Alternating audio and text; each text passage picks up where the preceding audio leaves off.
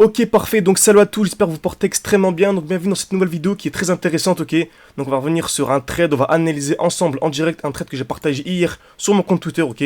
Donc j'ai partagé en direct hier le 23 août, 13h39 simplement, et un trade qui s'est vraiment déroulé de manière parfaite, ok. Nikonoji, encore imperfect. C'est vrai qu'en ce moment on est vraiment sur une très très belle lancée sur mon compte Twitter. Je partage quasiment chaque jour une analyse, et là on est quasiment sur un 8 sur 8 de trades réussis d'affilée, ok. Donc quand je dis trade, c'est analyse de manière générale.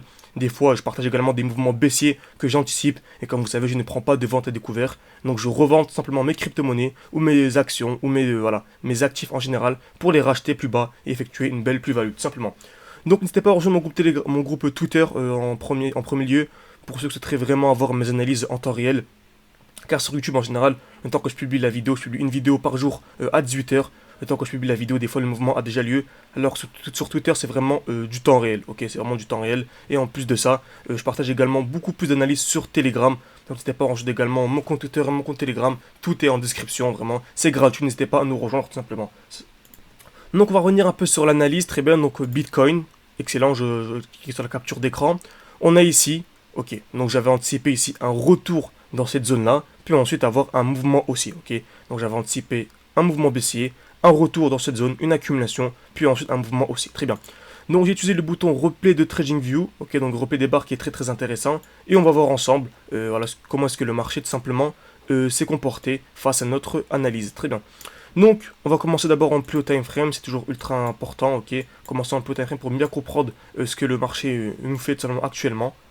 Donc, on est actuellement dans un très beau bloc institutionnel. Qu'est-ce qu'un bloc institutionnel? En fait, si on a une belle distribution, hein, création de QH, liquidation, on a eu un joli mouvement baissier pour revenir dans ce bloc qui est ultra important, ok. Ce dernier mouvement baissier avant la hausse. Comme vous savez, lorsque je cherche un achat, je cherche toujours un bloc baissier, ok. Une G-Men ou un bloc baissier.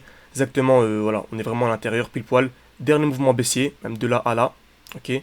Le dernier mouvement baissier avant l'impulsion haussière. Et en plus de ça, juste après le mouvement baissier, on a eu une très belle impulsion haussière. Donc ça ajoute encore plus de probabilité quant au fait que cette cette zone, pardon, ce bloc institutionnel est vraiment très très pertinent. Très bien. Donc la différence entre bloc et supply, hein, juste rapidement. Ici c'est un bloc institutionnel, pourquoi? Car ce mouvement baissier est composé de beaucoup de bougies. On a 1, 2, 3, 4, 5, etc. On a beaucoup de bougies qui composent ce mouvement baissier. Alors que si je monte en plus haut time frame, par exemple je vais en weekly, ok, en weekly par exemple, on a seulement cette bougie là, ok.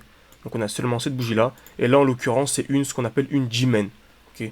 Donc là je vais garder celui-ci pour l'exemple, pour vous montrer la différence. Donc c'est vraiment le dernier mouvement baissier avant la hausse, il compose de seulement une seule bougie, avec un petit corps et de très belles mèches. On a une très grande mèche en dessous, également une mèche au-dessus, très bien.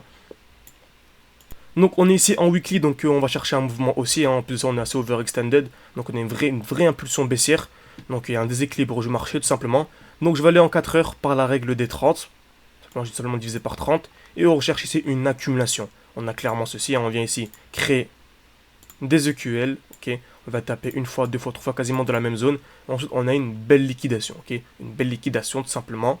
Donc on s'attend maintenant à une réaction, donc un mouvement haussier, tout simplement pour avoir en tout cas une réaction vers le haut, très bien. Donc on va descendre encore plus en time frame, et on remarque quoi ici? On a ici une belle zone de QH, ok. On va taper une fois, deux fois quasiment au même niveau. Ce n'est pas des EQH exact, hein. On ne va pas taper pile poil sur la même ligne, mais c'est quand même des EQH assez pertinents. Très bien. Donc on a cette zone-là. Ensuite, on a également cette zone-là qui est intéressante. Ok, belle zone ici, hein. C'est une zone de QH vraiment extrêmement pertinente, celle-ci. On va taper quasiment au millimètre près. Excellent. Donc je m'attends à la liquidation de cette zone de QH, et la liquidation de cette zone de QH tout simplement. Et ça rejoint totalement, excusez-moi, il y a un petit bug il me semble, ça rejoint totalement notre analyse précédemment où on s'attendait tout simplement à une hausse. Donc qui dit attente d'une hausse plus présence de QH, ça apporte beaucoup de probabilité en notre faveur, tout simplement. Donc je m'attends tout simplement à ce mouvement, ok. Donc qui dit mouvement, donc juste, je vais faire étape par étape d'abord pour pas que ce soit trop. Je m'attends à ceci, ok. Je m'attends à la liquidation de ces EQH et de ces EQH, très bien. Comme on a dit précédemment, qui dit mouvement haussier dit bloc à la baisse. Donc il faut s'attendre à un retour dans un bloc à la baisse, un mouvement baissier. Exactement ce que l'on a ici. On a un dernier mouvement baissier avant la hausse. Et en plus de ça, on a juste après une hausse très impulsive. Donc je m'attends à ceci. Donc étape par étape, on va d'abord commencer par ceci. Et ensuite ceci. Très bien. Ensuite, on s'attend donc à ce mouvement baissier. On va là encore un plus petit time frame, hein. Très bien. On remarque quoi ici? On a eu création de QH. On a eu ici une cassure. Donc on a une première cassure vers le bas et une deuxième cassure vers le bas. Et en plus, voilà, très bien, on remarque ça, hein. Ici, on a eu quelque chose comme ceci, donc on a eu ça, un instant.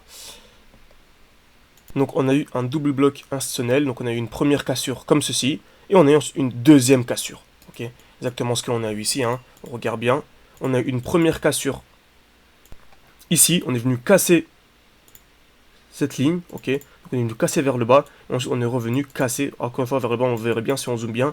Après le mieux c'est d'avoir vraiment une vraie cassure, et non pas simplement seulement, voilà. Ici c'est plus une prise de liquidité qu'une cassure, car c'est une belle mèche, très bien.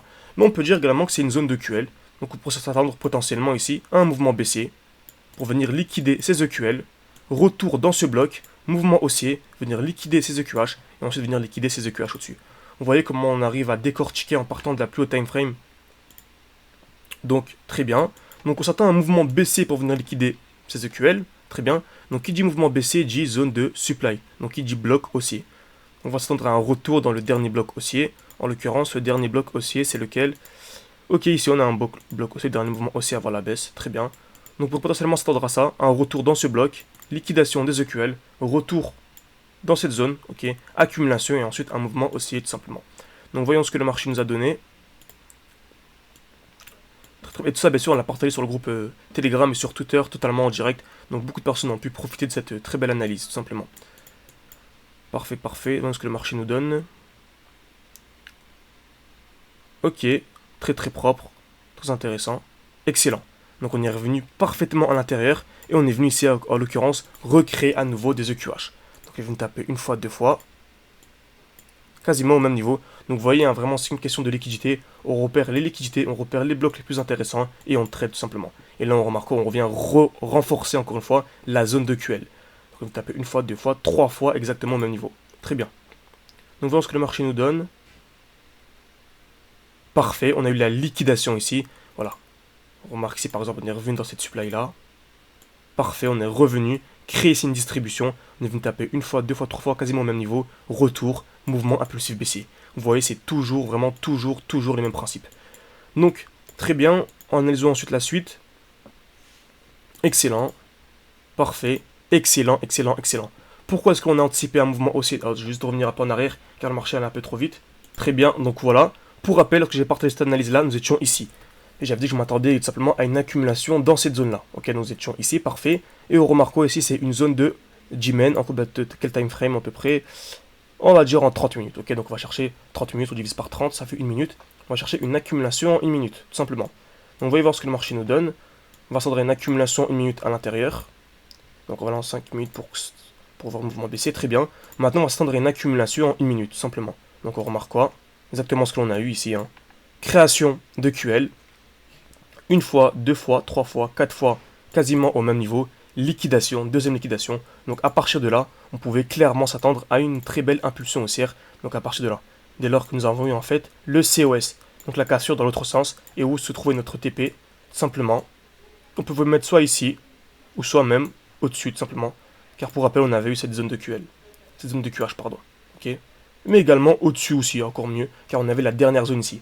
Donc on aurait pu prendre de plusieurs profits. Là, en l'occurrence, c'est en 3 minutes, donc c'est pas extrêmement intéressant. Hein. Vous savez, moi, je trade seulement en spot. Donc voilà, c'est vraiment des petits mouvements. Mais le plus important, c'est vraiment l'analyse technique. Je ne partage pas vraiment des signaux. C'est l'analyse technique qui est importante. Car si on a cette configuration en monthly, en weekly, c'est exactement les mêmes principes.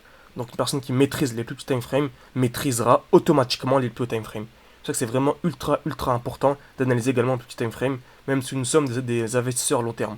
En tout cas, pour ceux qui souhaitent avoir vraiment des rendements incroyables, qui souhaitent avoir vraiment des performances les plus fines possibles, les plus pertinentes. Donc on a ceci, très bien, on a eu la liquidation de cette zone de QH, et on remarque, dès lors que nous avons la liquidation de ce QH, on a directement un retracement juste avant. Donc on aurait pu ici acheter ici, revendre tout simplement la liquidation des EQH, pour ensuite racheter plus bas, par exemple, lorsque nous arrivons dans ce dernier bloc. Donc pour rappel, qui dit achat, dit bloc baissier.